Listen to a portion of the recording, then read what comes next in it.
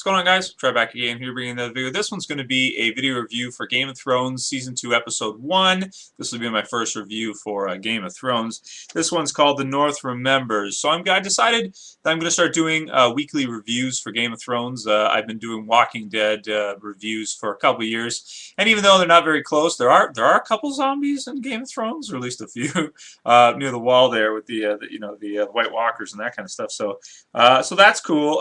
So yeah, I've decided I'm going to be doing weekly reviews for Game of Thrones. Starting with this episode, and I'll probably go back and do some of Season 1 again, just do a recap, that kind of stuff. I was interested to see how the series would continue on without Sean Bean and playing Ned Stark, because he was as close to the series has had of having one main protagonist. Ned Stark was that, main character, you could say, out of the whole show. Even though you have all these different storylines happening at once and all these different characters, I mean, tons of characters, Ned Stark was really the focus, in my opinion, in the first little while. And, you grow attached to that character, and then, boom, they kill the character like that. It's a very shocking thing to do. Obviously, I have not read the books. I intend to probably after this season. I'll probably read most of the books of it. But yeah, I was just really curious to see how the series would do after killing off Sean Bean's character, because he was really the one that they were promoting and everything. And it's just very strange to see, but it looks like Robb Stark has pretty much kind of filled that role, so to speak, and done a pretty good job at it. Got some good moments with him in this episode where he's, talking to Jaime Lannister there, and you got the dire wolf that comes in and, sort of growls at him and then disappears. I thought that was cool. As always, the environments in the show just amazing, absolutely amazed me.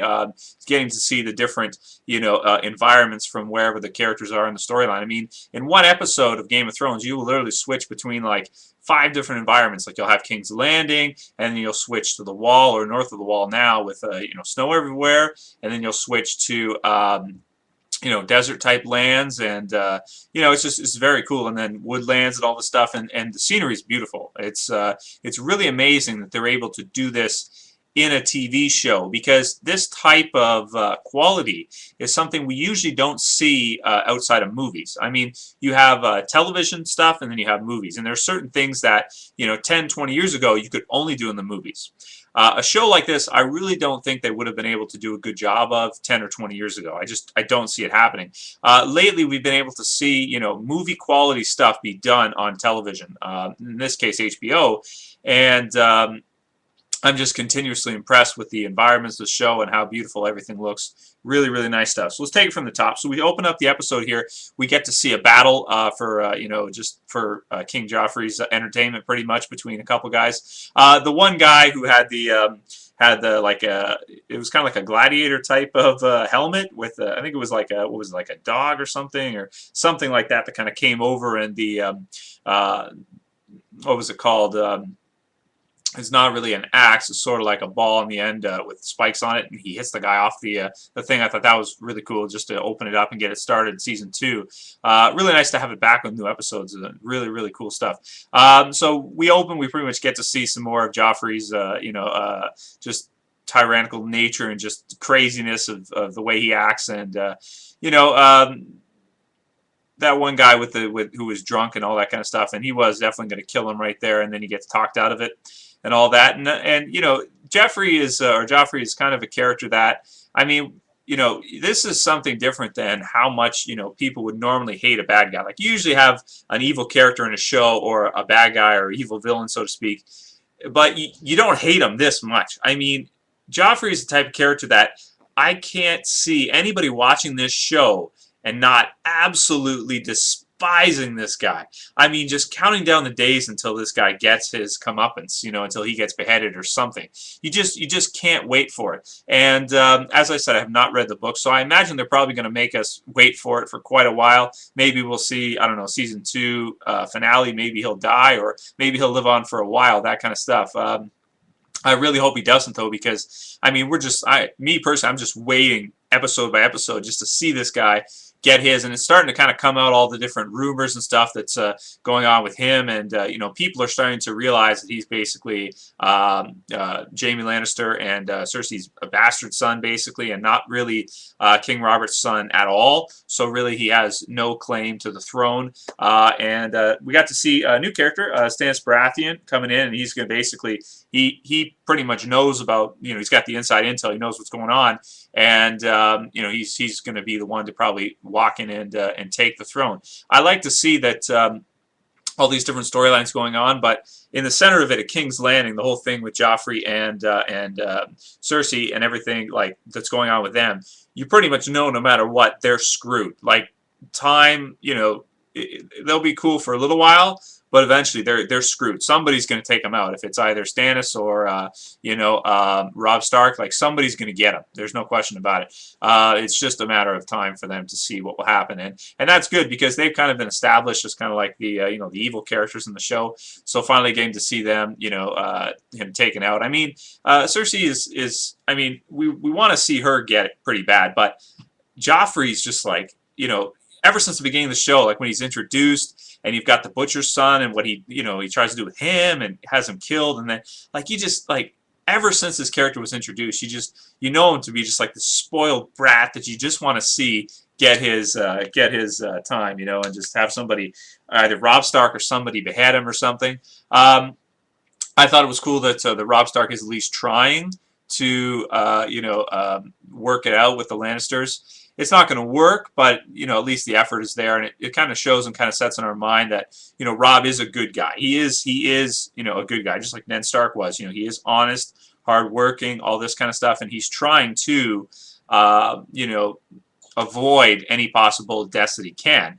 Although the trouble with it is that, you know, you really can't. There's really no way you can possibly do that in this situation. It's going to happen one way or another, whether Stannis attacks, because obviously Joffrey's not going to be leaving the throne of his own accord. He's going to have to be forced out of there, and Stannis may do it, or, you know, we'll see if you know, Robb Stark, King of the North, will be able to do it. Definitely that whole thing is going to be. I mean, Joffrey, like, I don't know how bad the Mad King was, but Joffrey, to me, like, from what we've seen so far, I don't know if you can get much worse.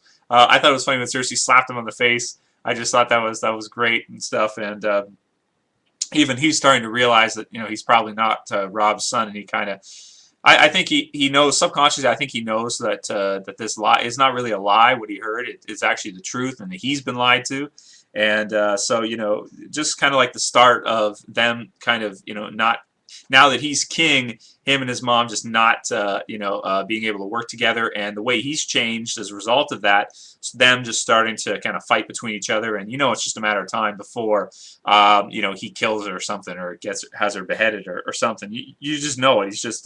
He's just crazy. So, and also too, you know, just the way they talk about, I thought Tyrion coming back in as King of the Hand, or Hand of the King, that was to King's Landing. It was really cool. Every scene that he was in was just a lot of fun. He just kind of waltzes in, no respect for Joffrey whatsoever, no respect for them, and he basically is letting Cersei know how bad they screwed up. Like, you guys have, you know, screwed up everything.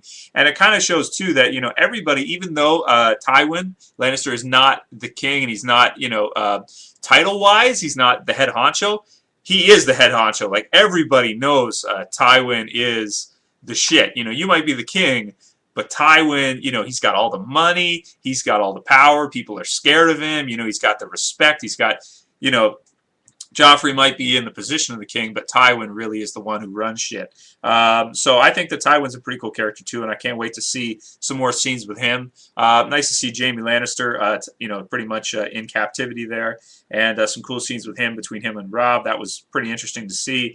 I just, you know, with him, it's kind of like, you know, you want to see him just get killed because of, you know, all the things he's done, and especially to Ned Stark, like when, you know, he just kind of attacked him like that, and, you know, just oh man, I hate Jaime Lannister so much, pushing Ned's son out the window like that and breaking his spine and all that. I mean, you know, Jaime Lannister, like, you just hate the Lannisters so much.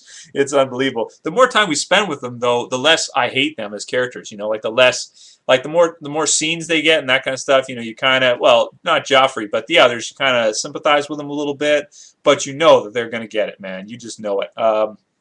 So yeah, so that's that. You know, cool to see Khaleesi with the CG. The CG dragon looked cool with the red wings, as just like it did last season, the end of the season. So that's all good to see that kind of stuff. Be interesting to see what happens with her. She's kind of in limbo right now. But from the trailer and stuff, she kind of seems a little tyrannical too. You know, like with her dragons, like I have power and I'm gonna burn everything. You know, this kind of stuff. So we'll see where that goes in the future too. Interesting. Cool scenes with Jon Snow and that weird guy north of the wall. The guy who's got all his daughters, but they're his wives. Like he marries his daughters. That was weird, man. Like that guy was just such a prick, and it was funny how he referred to Jon Snow as a girl. I don't know that guy's name yet. I'll have to look that up after. But yeah, I mean, just to man, like that guy is really messed up, and calling him pretty and stuff. She's a pretty one and all that. Like that was just weird to see too. And that character's kind of funny. What else we got? Definitely though I have to say I do miss Ned Stark in the series. Not King Robert. I mean, you know, him dying was cool with Joffrey. It opened up a lot of possibilities. But the thing with Ned Stark, like them killing him off like that, is, you know, I don't know, man. You know, I think we still need to see somebody else step up. I mean, I think Robb Stark has, you know, taken that role somewhat, but, you know, I still kind of liked having Sean Bean around, and he was just, I don't know, he was a really cool character. It kind of sucks, but I think the show's done well since he's been gone. So, you know, I'm still interested in everything like that. I'm not going to quit watching just because they killed him, but that's that. Another character that we want to see get his comeuppance is Lord Baelish. It was kind of cool to see him kind of, you know, talk about you know, Cersei and Jaime Lannister, and kind of like acknowledge his power, and then she comes back at him and has her, you know, troops do a little bit of a show off session, and then the ending scene was just crazy. I mean, you got the knights, they're coming in and killing babies and stuff. Oh man, that was awful, dude. I don't know who ordered that or whatever. I'm kind of ignorant to that at the moment because I haven't been too into the show. But man, that was just brutal. Like just seeing that was wow. You know, that was just crazy. That's like, you know, if that was Joffrey, whoever ordered that needs to be, you know, I don't know how bad the Mad King was, but you know, I can't imagine it being much worse than that. At the ending, we get to see a nice scene where we get to see Arya in the horse and buggy, and then we get to see some really cool, another really nice landscape where you see down, it looked like CG, but it was really just really pretty. You know, you get to see the trees coming up all over and going down. Very, very nice. Very cool stuff. Overall, I thought this was a really good episode, a good builder episode. Nice to see some new characters with Stannis Baratheon coming in.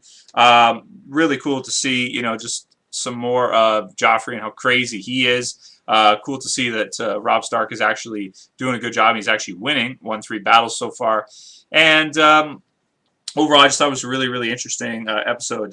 Get to see some more of Tyrion. He's always funny and always good to have around. Overall, I'm going to give this episode an 8 out of 10. I thought it was a good premiere episode for the show. A few small moments, but it you know, was really interesting overall and a really good builder episode for the rest of the season. Very excited to see what happens with the rest of the season. I'd like to see some more war scenes. You know, when they have battles between the Lannisters and the Starks. I'd like to see some more war battles, like, you know, actual, like, you know, tons of troops. But the thing about that is it blows the budget up because you have to have, you know, those kind of scenes and stuff like that. I just like to see some more of it. You know, when they have a battle, when they fight, I don't really necessarily want to just see the aftermath. I want to see some of the actual, you know, big open field battle going down. You know, that would just add to it. But again, it's not a movie, so the budget and that kind of stuff, what they can do with television, you know, sometimes you just can't do that because it would just cost so much money for them to do it. So overall, great episode. Absolutely love Game of Thrones. Going to continue to be doing it. So give me something to do to tide me over till The Walking Dead comes back. That's it for you guys. See you for the next one. Later. Peace.